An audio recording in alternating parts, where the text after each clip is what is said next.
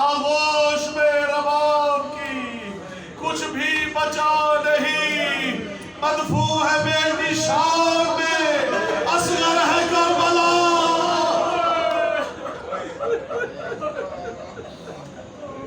ارے مدفوع ہے بیٹی شام میں،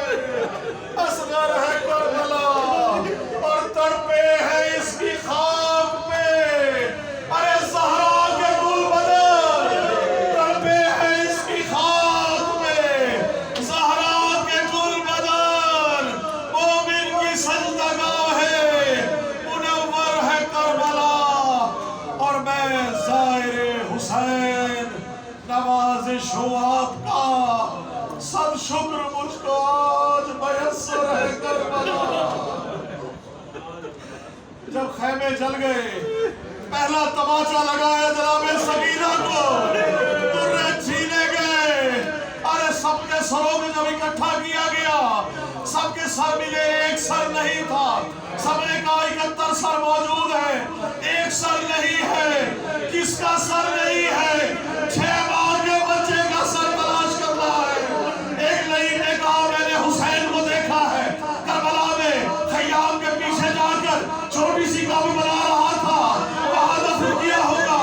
نیزے بھالے دیے گئے، لائن میں فوجوں کو کھڑا کیا گیا، زمین کے گول میں چھلے مارنا شروع کیا، ایک نیزہ مارتا تھا، پھر دوسرا، لائن میں ارے ایک نیزے میں بلند ہوا یا نبی اصغر کا نظر، اذن سوپر اٹھایا گیا، نیزے پہ اصغر کو بلند کیا گیا، اٹھا کے ریل پر رکھا گیا، کربلا کا ہر شہید 2 مرتبہ شہید ہوا، پہلے شہید ہوا، پھر گردن کاٹی گئی، اصغر واحد شہید ہے جو 3 مرتبہ شہید ہوا، تیر سے مارا گیا، زمین کربلا پہ رکھ کر خنجر سے گلا کاٹ کے